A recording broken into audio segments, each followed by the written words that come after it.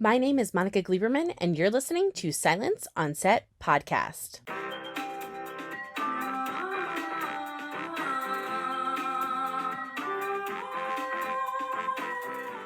On today's podcast, we're at the Toronto International Film Festival covering the premiere of Raymond and Ray, which is a movie about half-brothers, Raymond and Ray, who attempt to live in the shadow of a terrible father. When they reunite at his funeral, the two of them use it as a chance to reinvent themselves. So up first is Ethan Hawke to talk about his character and what fans can expect watching the film. I met Ewan McGregor before I'd seen him act. He was really good pals with Jude Law, and we used to hang out around back then in the early 90s. And then so I've been clocking his career for 25 years. I can't believe it's taken this long for us to work together, but it was worth the wait because we both have great roles. This is an old school movie is why I wanted to be an actor. We're living in a time right now, it's so hard to get attention. The more explosions, the better. The more drama, the better. And most of our lives are filled with a very... the drama is so much subtler, the real life drama. And I like movies that celebrate real life. Our real life is actually pretty exciting. A lot of people have broken relationships with their parents. A lot of us are struggling with how to deal with death, how to deal with living, and make sense out of it all. And in a very funny way, Rodrigo just addresses some of the most serious issues, and he just throws a ton of wit and a ton of love at it. And that's what actors want to do, is something that's unpretentious but serious. It's clearly shot from somebody's heart. He's not trying to please an audience necessarily. He's trying to express himself. And those are the movies that, for me, last. Now here's Ewan McGregor talking about Raymond and Ray.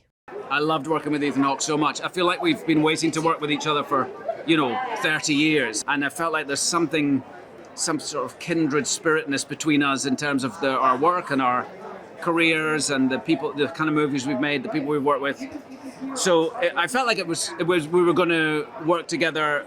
It's just taken a very long time for that to happen, The film starts with with the two brothers meeting after some time where you get a sense they haven't seen each other for a while, with the news that their father is dead, has passed away, and they're going to go to bury their father. That's the basic premise of the movie. It deals with really painful issues with children who are not looked after properly by their father in this case, who've been damaged by him. But at the same time, there's a lot of humor in the film. It's some of that pain is dealt with in a sort of slightly humorous way, or humor comes out of the pain of the situation. It's difficult to explain or to categorize. Up next is Maxim Swinton.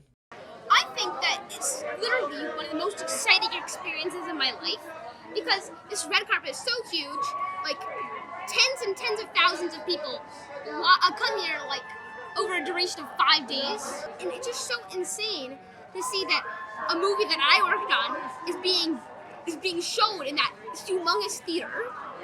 That's so beautiful. Simon is like a rambunctious kid who likes climbing on gravestones and playing on his mom's phone. When he meets his brothers, it's kind of like a clash. Oh, it's this little kid. I can't believe we're brothers with him. But then they really get to know each other over the course of the movie, and they become true family. Ethan and Ewan, they're like the grandmasters in acting. So there's so much to learn from them. Like Ewan, he pretty much only brings coffee and a phone to set. And it's just crazy that he can create incredible work with just coffee and a phone.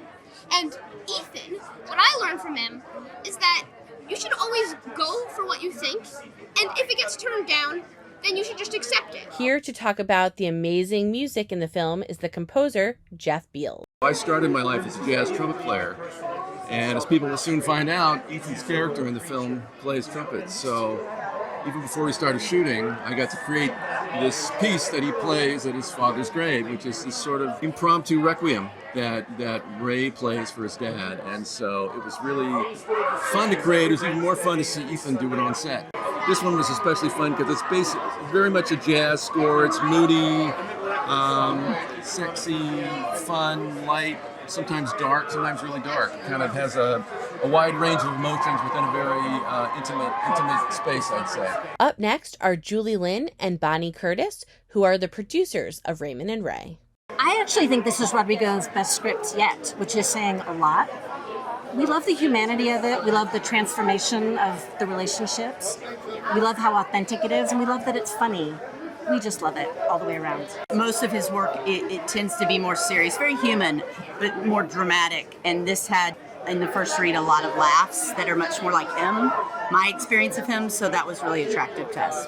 In finding Raymond and Ray, and then discovering that Ewan McGregor and Ethan Hawke wanted to play the parts and had never worked together, we both were like, they've never worked together? Like, that needs to happen. This is my 7th time premiering a festival at TIFF, and I absolutely love the festival, but it's the first time coming with a distributor already on board, and having Apple TV Plus has been amazing. It's changed the experience dramatically.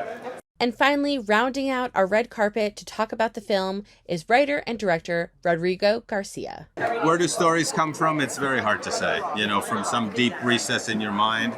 I had the idea of one man burying his father with whom he didn't get along.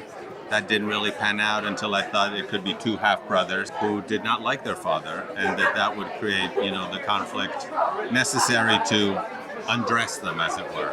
I mean, it's still one of the great places to open a movie. You know, it's a wonderful audience. It's sophisticated, not pretentious. You know, they appreciate filmmakers and films of all stripes. So it's still great. Hope you guys enjoyed listening to the cast of Raymond and Ray talk about the film at their premiere at the Toronto International Film Festival. The film will be initially released September 12th and will be available on Apple TV Plus for streaming October 21st. And don't forget to hit the subscribe button so you're updated on all of our latest podcasts, and head over to our YouTube channel, hit subscribe so you're updated on all of our video content.